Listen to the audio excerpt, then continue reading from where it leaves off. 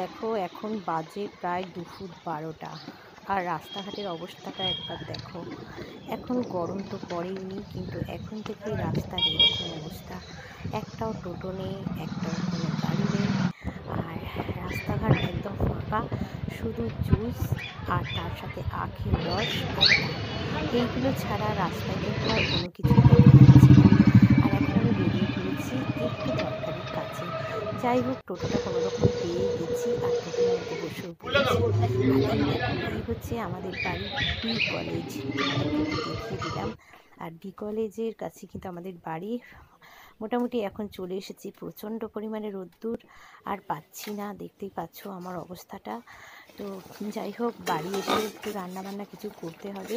আর এত পরিমাণে গরম পড়েছে, তো কী রান্না করব, শর্টকাটে যেটা করা যায় সেটাই চেষ্টা। তো এখানে দেখো আমের চাটনি বসিয়ে দিয়েছি, আমটা একদম গলে গেছে। তো যাই হোক, এখন গরম পড়ছে, একটু টক খাওয়া কিন্তু দরকার। আর খুব শর্টকাটে যে রান্নাটা হয় সেটাই আর কি করছি। একদম ডিম আলু সিদ্ধ করে নিয়েছি, আর খুব ভালোভাবে মশলা কষিয়ে আর ডিম আলুটা ভেজে একদম মশলার মধ্যে দিয়ে দিয়েছি। দেখতেই পাচ্ছ কালারটা কিন্তু ভীষণ সুন্দর এসেছে।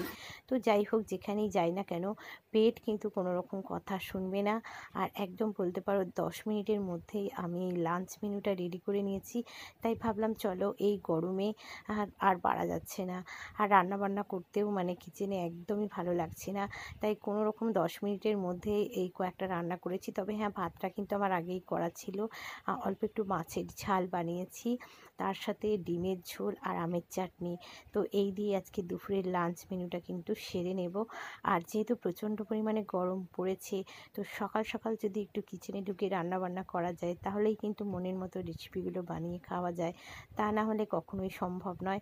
তো কোনো দরকারি কাজ থাকলে এটাই করতে হয়। খুব শর্টকাটে এই লাঞ্চ মেনুগুলো বানিয়েছি। তাই ভাবলাম চলো তোমাদের সাথে একটু শেয়ার করি।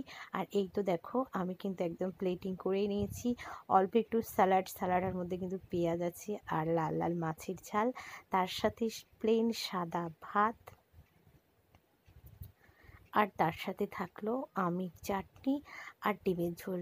তো এই থাকলো আজকে দুপুরের লাঞ্চ মেনু। এখন কিন্তু ফাইনালি ডাইনিংয়ে চলে এসেছি আর খাওয়া দাওয়াটা শুরু করব। তো আজকে আমার এই লাঞ্চ মেনু তোমাদের কার কীরকম লাগলো, আর কে এরকম ডিমের লাল লাল ঝোল খেতে ভালোবাসো, তাহলে অবশ্যই কিন্তু কমেন্ট করে জানিও। আর সবাইকে বলছি, তো চলো সবাই চলে এসো। টেক কেয়ার, আবার দেখা